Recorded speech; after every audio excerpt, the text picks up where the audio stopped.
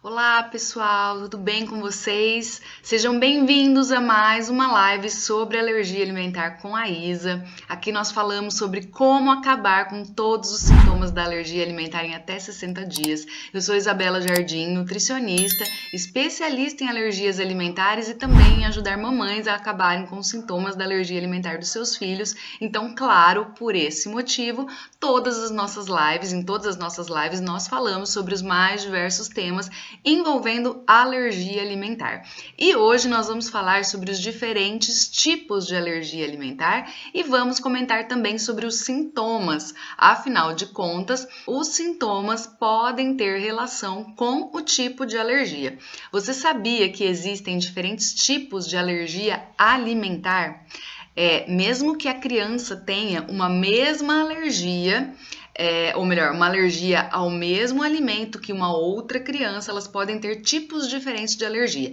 Então, quando eu falo de tipo diferente de alergia, eu não estou falando alergia a diferentes alimentos, né? A gente já sabe que existem alergias aos mais variados tipos de alimentos. Então, a gente sabe que tem alergia a leite de vaca, alergia a glúten, alergia a ovo, alergia a carne, alergia a vários alimentos. E quando eu pergunto para você, ou melhor, quando eu venho aqui dizer para você se você sabia que existem diferentes tipos de alergia, eu não estou dizendo a diferentes tipos de alimentos ou a diferentes alimentos, e sim diferentes tipos de alergia, né? Diferentes mecanismos de ação das alergias. Vou explicar melhor para você entender. Quando a gente fala que a alergia alimentar está relacionada com o nosso sistema imunológico, que é uma ação equivocada do sistema imunológico, a gente já entende, né? Vocês já sabem, já me ouviram falar várias vezes, que o sistema imunológico entende que a proteína alimentar é um intruso e vai combater essa proteína. Então, a alergia alimentar, ela está intimamente relacionada com o sistema imunológico e com a ação desse sistema imunológico.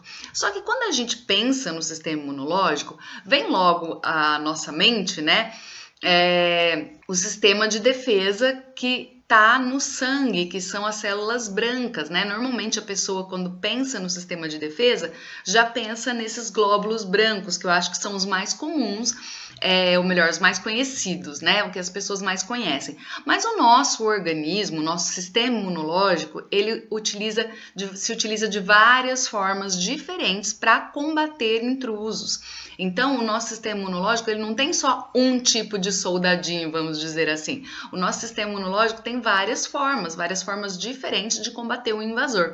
E qual forma ele vai utilizar vai depender muito do organismo de cada um, né? Aí existe a individualidade, cada organismo vai agir de uma forma. Então, isso significa que duas crianças que tenham a mesma alergia, ou melhor, a alergia ao mesmo alimento, então vamos usar como exemplo duas crianças que sejam APLV. Duas crianças que são APLV, ou seja, que têm alergia ao leite de vaca, né? Então elas têm alergia ao mesmo alimento. Elas podem apresentar um tipo diferente de alergia. Em uma criança pode estar utilizando o organismo, né? Pode estar usando os glóbulos brancos para combater essa alergia, e na outra criança pode estar usando outro mecanismo de defesa, tá? E aí, essa diferença de mecanismo, ou esses soldadinhos aí diferentes que esses organismos estão utilizando, podem trazer sintomas diferentes. Então, olha só, mesmo que duas crianças tenham a mesma alergia ao mesmo alimento, elas vão ter mecanismos diferentes de ação do sistema imunológico delas e, como consequência, podem ter sintomas diferentes. E isso dificulta muito o diagnóstico e muitas vezes até a mamãe entender o que está acontecendo com o filho, porque às vezes a mamãe não tem toda a orientação que ela precisa na consulta, ou então vão aparecendo dúvidas no decorrer dos dias, né? As dúvidas vão aparecer no dia a dia e às vezes a mamãe não tem para quem recorrer nesse período, ela vai procurar informações na internet, informação com outras mães, informação em grupos e etc. E às vezes acaba encontrando crianças que têm a mesma alergia, ou melhor, alergia ao mesmo alimento, mas que tem um sintoma completamente diferente do filho dela, por exemplo. E isso vai causar mais confusão, vai deixar a mamãe ainda mais confusa. E às vezes ela vai pensar, nossa, mas então será que o meu filho não tem? Será que o meu filho ainda vai ter esse sintoma também? também, que a outra criança tem. Então isso tudo causa insegurança e ao mesmo tempo não significa que as crianças vão, todas elas, apresentar o mesmo sintoma, porque elas podem ter tipos diferentes de alergia. E ainda que tenha o mesmo tipo de alergia, ainda assim os sintomas não são específicos. O que significa dizer que o sintoma não é específico? Significa que a grande maioria dos sintomas de alergia alimentar não são específicos de alergia alimentar. São sintomas que aparecem em muitas outras doenças. E isso também dificulta o diagnóstico, dificulta entender o que é que está acontecendo com a criança, né? Então, por exemplo, quando a gente fala de um sintoma gastrointestinal muito comum na alergia alimentar, especialmente a PLV, é o refluxo. Né? Aquela criança que está sempre voltando um pouquinho, isso quando ela não vomita. Então, o refluxo é um sintoma muito comum, mas não é regra, tá? Lembrando que às vezes a sua criança tem a PLV, mas não tem esse sintoma e tá tudo bem, pode acontecer isso. Mas esse é um sintoma muito comum e que é comum a outras doenças também, né? A gente tem a doença do refluxo que não está relacionada com a alergia alimentar. A gente pode ter alterações fisiológicas que levam a esse refluxo. A gente pode ter doenças gástricas, né? Como, por exemplo, a gente pode ter aí uma gastrite muito severa, e uso de medicamentos. Então, tem várias outras situações que podem levar ao refluxo, né? A voltar esse conteúdo aí do estômago, né? Esse alimento. E aí, fica difícil, porque a gente não pode afirmar que toda criança que tem refluxo tem alergia alimentar, porque isso não é um sintoma exclusivo da alergia alimentar. A mesma coisa vale para cólica, né? Cólica intestinal é um outro sintoma muito comum nas crianças com alergia alimentar. E aí, a cólica só acontece quando a criança tem alergia alimentar? Não. Inclusive, vocês mamães já devem ter ouvido isso de algum profissional ou conhecem alguma mamãe que já ouviu, que às vezes é comum a gente ouvir do próprio profissional da saúde falar assim: a cólica é normal, todo nenê tem cólica, né? Principalmente quando é um bebê que apresenta alergia alimentar. Todo bebê tem cólica, todo bebê tem gases, isso aí é normal. Mas existe um nível que extrapola um pouquinho o normal. Mas saber que existe cólica até como podendo ser considerada, né, até normal no bebê, também dificulta, porque a cólica não é exclusiva da alergia alimentar. A cólica pode aparecer até numa situação normal, né? Ou pode aparecer em várias outras coisas, pode aparecer numa virose, em algum outro tipo de doença, às vezes numa intoxicação alimentar, que é diferente da alergia alimentar, né? A intoxicação vai acontecer normalmente relacionada a um problema digestivo, que a criança comeu algum alimento que estava estragado, contaminado e etc, que é diferente de quando tem uma alergia alimentar. Então, são situações diferentes, mas que trazem o mesmo sintoma. E aí, isso dificulta muito na hora de fazer um bom diagnóstico, porque não existe um sintoma que é específico da alergia alimentar, né?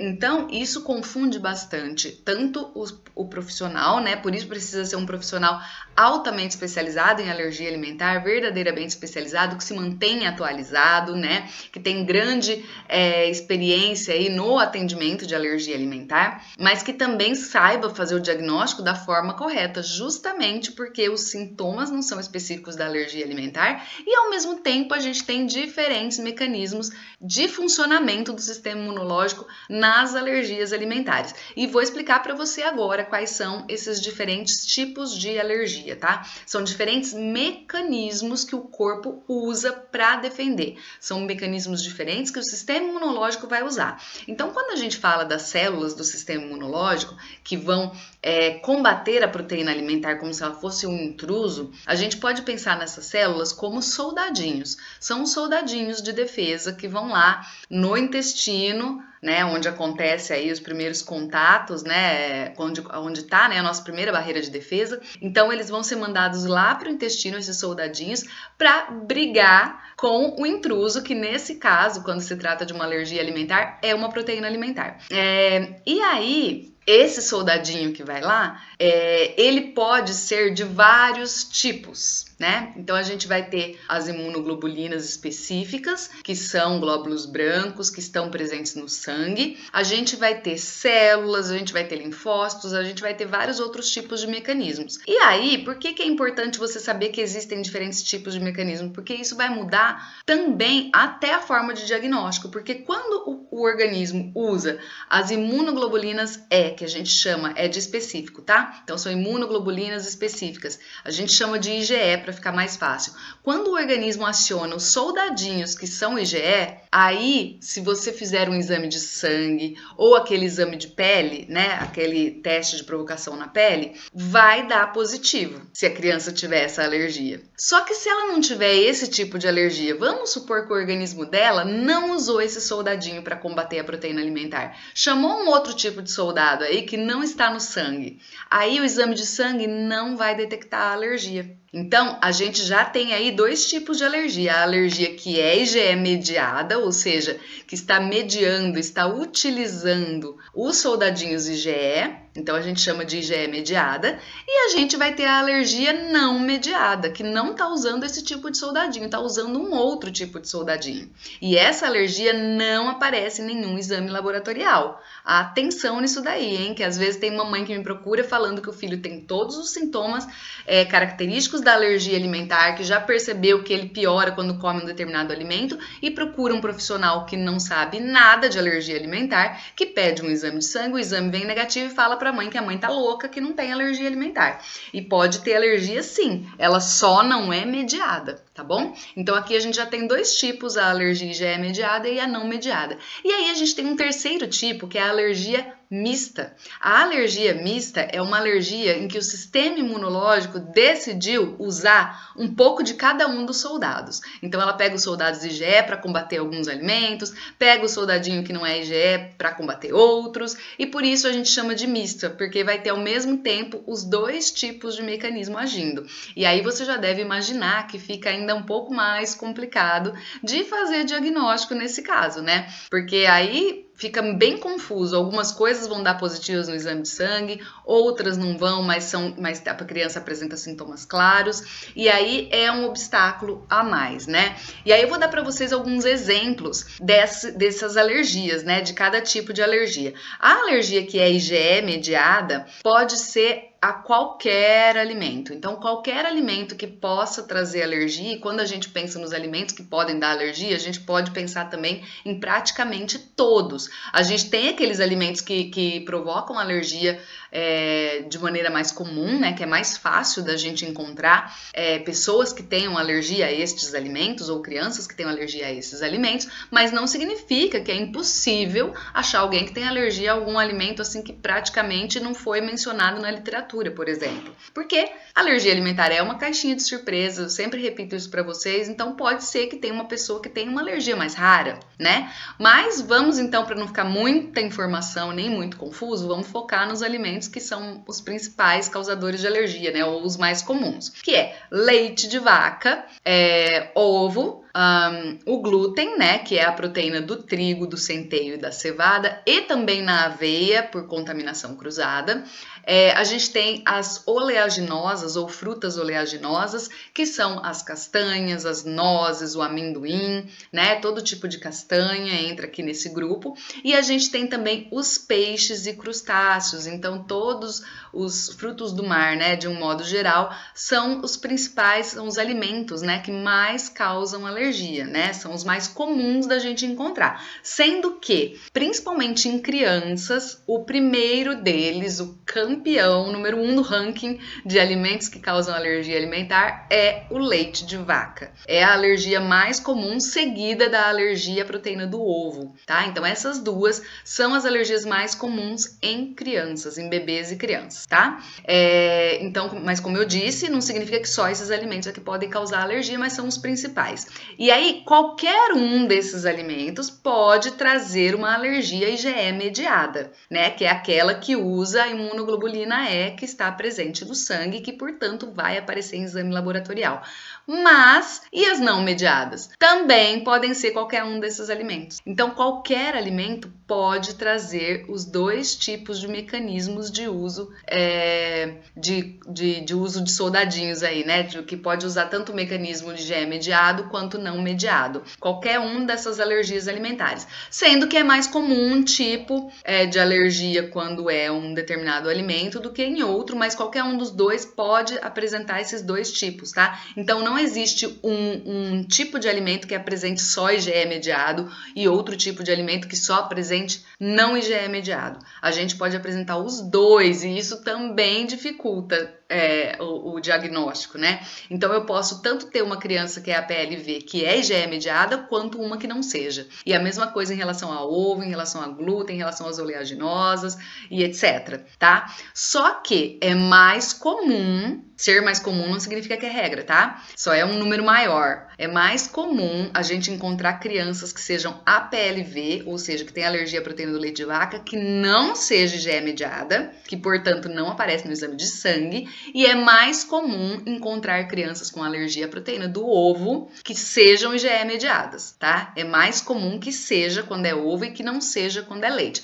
Mas existem sim casos contrários, tá?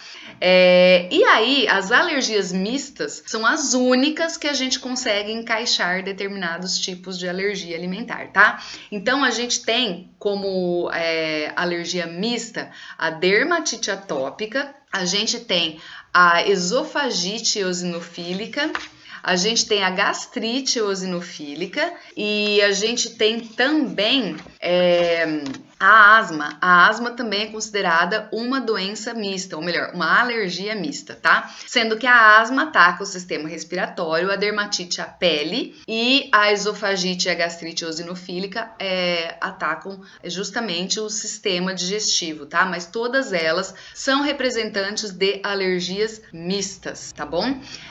As outras podem ser tanto mediada quanto não mediada.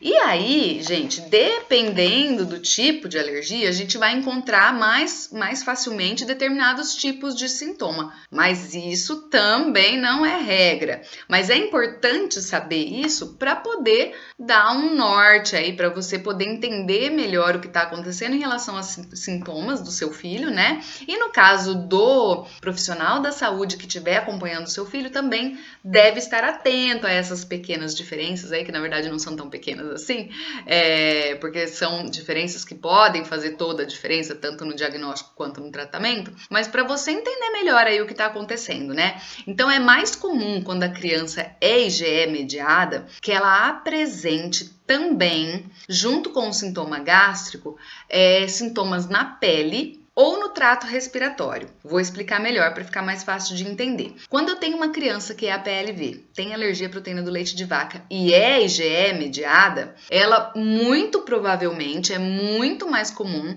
que ela apresente, além do sintoma gástrico, que ela apresente alguma alergia na pele, né, as urticárias, né, e etc. Ou pode apresentar também o angiodema. Angiodema, para quem não sabe, é inchaço, tá? Inchaço nas partes moles do rosto, especialmente assim, olho, bochecha, boca.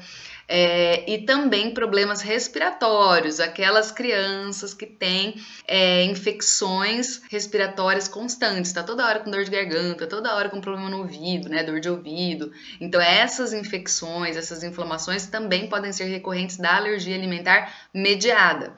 Só que tem um detalhe, como que eu sei que a criança que tem problema de pele, ela é uma alergia alimentar ou não? Então, normalmente, quando é uma alergia alimentar, ela vem acompanhada de um sintoma gástrico também, tá? Então, é a criança que apresenta sintomas na pele e no trato respiratório, mas que junto tem também um sintoma gástrico. Esse sintoma gástrico não precisa ser um sintoma muito grave ou muito importante. Pode ser uma coisa mais leve, pode ser um refluxo, uma cólica, sensação de inchaço na barriga, criança que reclama de dor na barriga, que não aceita muito bem bem a alimentação. Então, assim, sintomas leves não precisa ser sintoma grave. Claro que pode ser também. Pode ser que a criança tenha alterações importantes no intestino, né, no funcionamento do intestino. Pode ser que ela apresente diarreia. Pode ser que ela tenha vômito, né, que vai além do refluxo. Mas não é regra, tá? Quando é mediada, é muito mais comum que ela tenha sintomas mais leves, sintomas gástricos mais leves e que tenha junto sintoma na pele e as inflamações. Então, quando um profissional que vai fazer o diagnóstico recebe uma criança que tem esse histórico, né, vai perguntar para a mãe quais são os sintomas e etc., ele já vai imaginar que a criança é provável que ela seja IgE mediada e aí ele vai pedir os exames de sangue, né? Mas mesmo assim pode ser que esses exames deem negativo e que a criança seja realmente alérgica, que ela não seja IgE mediada, mas que coincidentemente ela apresentou sintoma na pele. Então eu tô falando para vocês só assim o que é mais comum, tá, de acontecer. Só assim o que é mais comum. Não é regra, tá?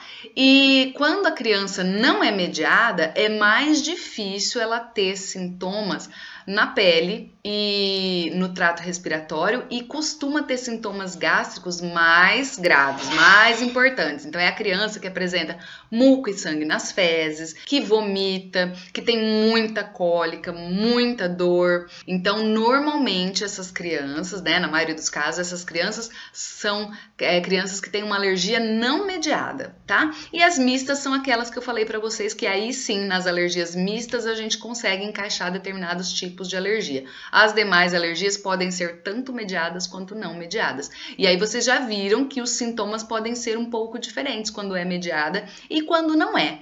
Mas aí eu falei para vocês que a alergia mediada é aquela que vai aparecer nos exames de sangue, nos exames laboratoriais.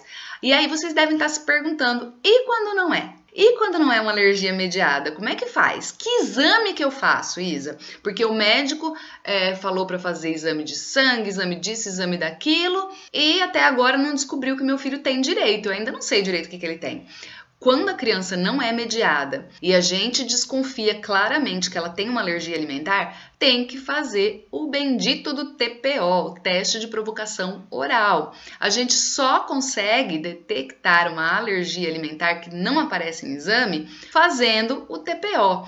E assim, gente, o TPO, ele vai ser importante, né? O teste de provocação oral, ele vai ser importante em quase todos os diagnósticos e, infelizmente, ele é pouquíssimo usado pela maioria dos profissionais. A maioria dos profissionais faz o quê? Pede os exames laboratoriais e pronto, né? E por que eu tô dizendo que o TPO é importante para a maioria dos casos? Porque pode acontecer também do exame de sangue vir positivo para um monte de comida, vários tipos de alimentos, mas a criança não reagir de fato a todos aqueles alimentos. Porque às vezes o organismo da pessoa que tem uma alergia, seja ela qual for, é um organismo já mais sensível e que está sempre assim em alerta. Então pode acontecer da criança ter tido contato com um determinado alimento, ela produziu IgE, produziu soldadinhos ali específicos para combater aquele alimento, só que aí em 1 ou 2 combates ali o organismo já resolveu e a criança não está mais reagindo. Só que fica o registro, fica a memória ali no sangue.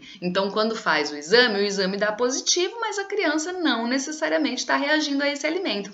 Então mais uma vez, como é que a gente sabe que a criança não está reagindo de fato ao alimento que deu positivo no exame de sangue? A gente faz também um TPO, tá? Agora, isso significa que 100% das vezes vai precisar fazer o TPO? Não, porque dependendo do sintoma. Então, vamos supor assim, que a criança tem sintomas muito mais sugestivos de que é uma alergia mediada, né? É uma criança que tem aí alergia a leite, a ovo, qualquer alimento e apresenta sintomas na pele, apresenta sintomas respiratórios, deu um resultado positivo que casa, né, com o sintoma que ela tem, deu um IgE muito alterado, aí a gente já consegue perceber que é isso mesmo, é esse o diagnóstico, não vamos precisar investigar mais a fundo. Agora, se é uma criança que vem com um IgE é assim não tão alto. E principalmente quando dá um IgE positivo e a mãe fala assim, nossa, mas meu filho sempre comeu esse alimento, eu nunca percebi nada. Já é indicativo de que deu um falso positivo, né? E aí, neste caso, a gente pode fazer o TPO para comprovar se esse resultado de exame está correto ou não. E a mesma coisa vai servir para criança que claramente apresenta sintomas de alergia alimentar, mas que deu negativo o exame de sangue dela.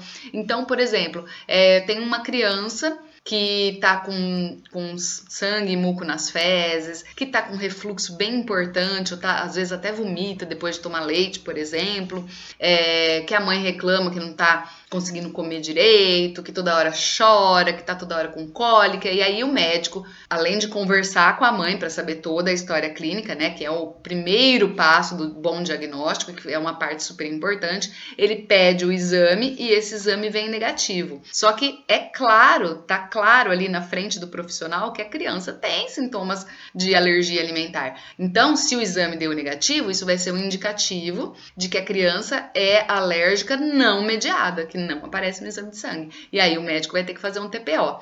Então, eu acho muito importante trazer isso para vocês, porque mesmo que eu fale isso, e eu já repeti isso várias vezes em outras lives, outros vídeos, quem me acompanha aqui há mais tempo, tanto aqui no canal do YouTube quanto no Instagram, sabe que eu já falei isso várias vezes, mas assim mesmo, a grande maioria das mães ainda insiste em se prender ao papelzinho do exame de sangue. E, infelizmente, tem também muitos profissionais que fazem a mesma coisa.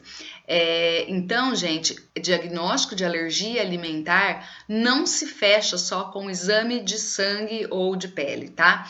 O diagnóstico de alergia alimentar, ele usa o exame como parte da investigação, tá? Então, o exame vai ajudar, sim, a fechar um diagnóstico, mas ele não pode ser conclusivo, só o exame. Então, por exemplo, você vai lá naquele médico que mal olha para você, mal conversa com você, não ouve toda a história da sua criança, vai lá, dá um papelzinho com pedido de exame, você traz o resultado do exame, ele pega aquele resultado e só baseado naquilo ele já fala para você, ó, é isso. Entendeu? Então, o médico precisa ouvir a mãe, precisa saber todos os detalhes da história clínica dessa criança.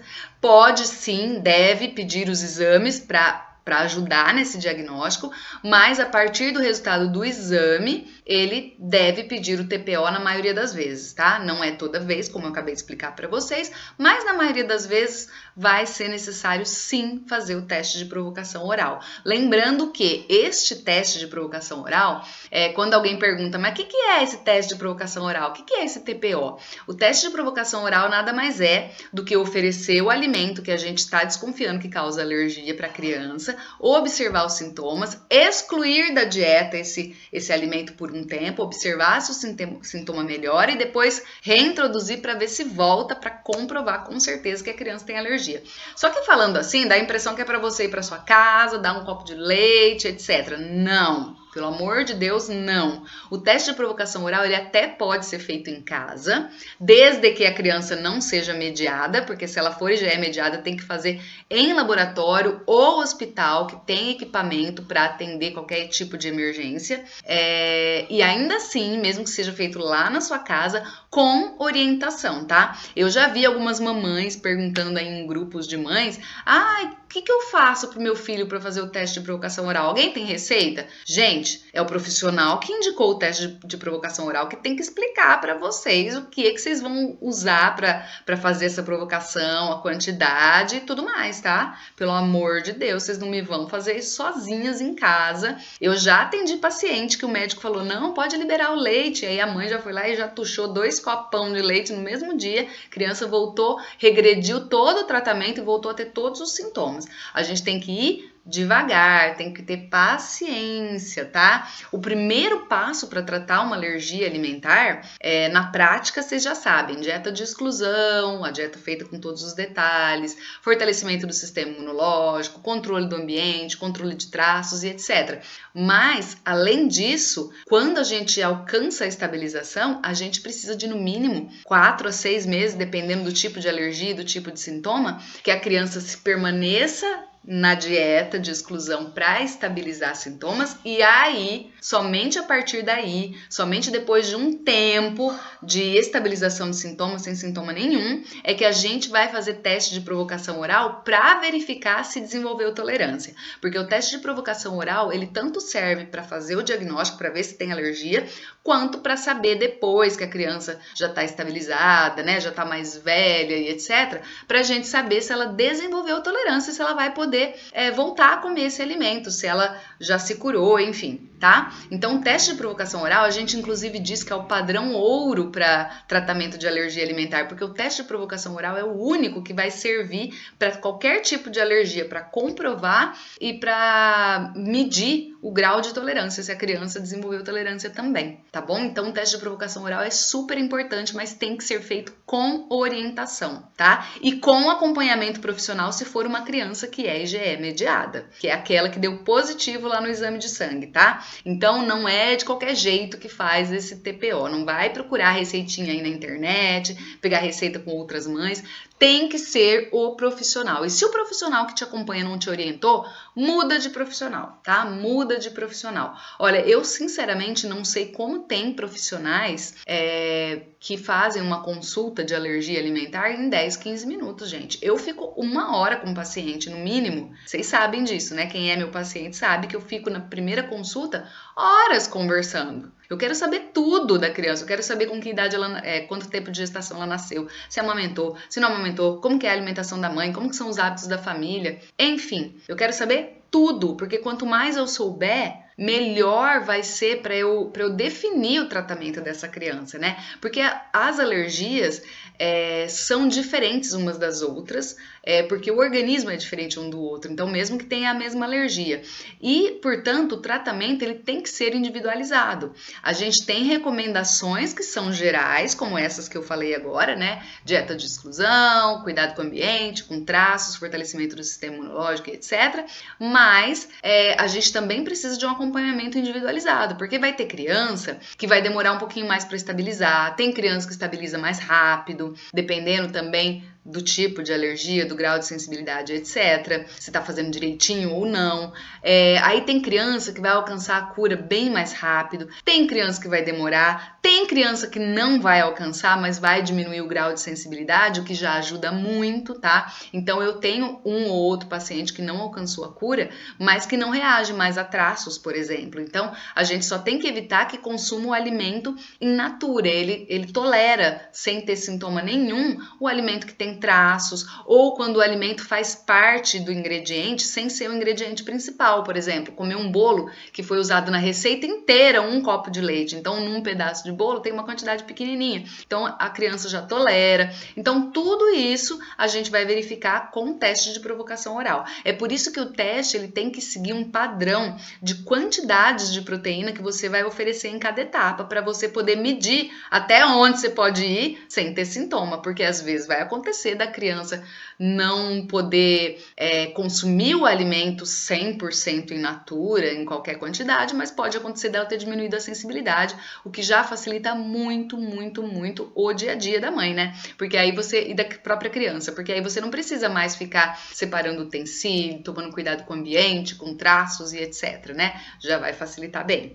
E já que eu estou falando sobre isso com vocês, prestem atenção no profissional que faz o diagnóstico e o acompanhamento do seu filho, né? Da alergia alimentar do seu filho. Se você desconfia que tá errada, se você desconfia que tá faltando alguma coisa, mude de profissional. Eu tô aqui para te ajudar. Além de mim, existem outros profissionais capacitados. Então, procurem um profissional que possa te ajudar verdadeiramente. Porque, gente, quanto mais a gente demora para fazer a estabilização do quadro, mais vai demorar para a criança desenvolver a cura, se for uma criança que vai desenvolver a cura, ou mais vai demorar para ela ficar um pouco mais tolerante, menos sensível, sem contar a qualidade de vida, né, gente? Porque que qualidade de vida que tem a pobre da criança e a pobre da mãe, que fica convivendo com toda essa situação, com dor, com desconforto, com não dormir direito à noite e por aí vai, né? Sem contar que a criança que fica por muito tempo desestabilizada,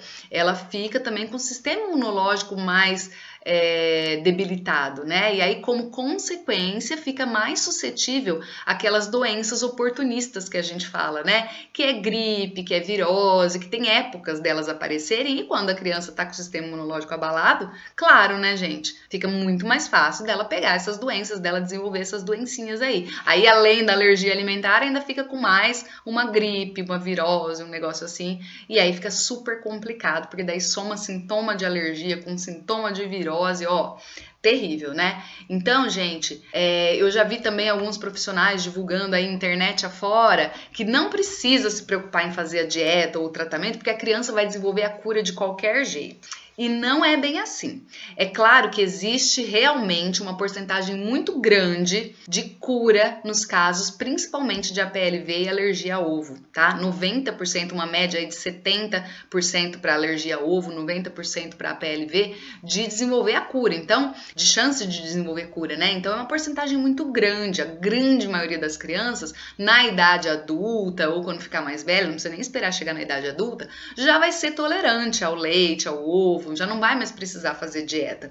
Só que isso não significa que você não deve fazer o tratamento, porque quanto antes você fizer esse tratamento, mais rápido a sua criança vai desenvolver a tolerância, vai deixar de ser alérgica, vai melhorar a resposta imunológica, vai evitar que outras complicações apareçam e, claro, você vai ter muito mais qualidade de vida. Então, só pela qualidade de vida, eu já acho que vale muito a pena e eu tenho certeza que você pensa a mesma coisa, porque nenhuma mãe gosta de ver o filho sofrendo, né, gente? Também sou mãe, eu sei como que é. A última coisa que a gente quer é ver o filho da gente sofrendo. Então, só pela qualidade de vida, ainda que não mudasse nada em relação à cura, já valeria a pena. E ainda por cima, você pode acelerar essa possível cura, aumentar as chances de que seu filho faça parte desses 70, 90% de crianças que vão alcançar a cura.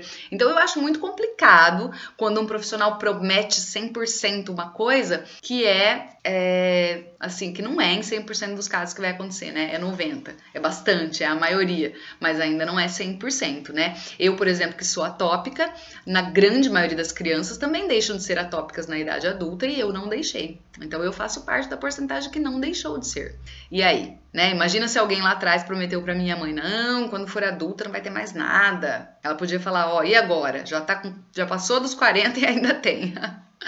Então, gente, é complicado. E claro, quanto antes a gente resolve esse problema, a gente aumenta as chances. Se não se curar completamente, aumenta pelo menos o grau de tolerância, o que já ajuda muito, diminui a sensibilidade dessa alergia e por aí vai, como eu já falei. Então, procurem atentamente o profissional que vai acompanhar o seu filho, procurem profissionais verdadeiramente especializados. Então, se você desconfia depois de assistir esse vídeo, com tudo isso que eu falei, epa, peraí, mas aquele médico que eu levei meu filho, não foi bem assim não, ele nem me perguntou direito o que meu filho tinha de sintoma, ele pegou o papelzinho lá do exame, mandou eu cortar todo aquele monte, aquela lista imensa de alimentos que deu positivo ali, ou então, ele me falou para fazer uma coisa que ainda não tá dando resultado, porque já faz uns 2, 3 meses que meu filho tá aqui tomando fórmula, fazendo dieta e até agora nada de estabilizar sintoma. Então, se você desconfia, já sabe, né, o que você deve fazer, você deve procurar um outro profissional, claro, porque existe tratamento,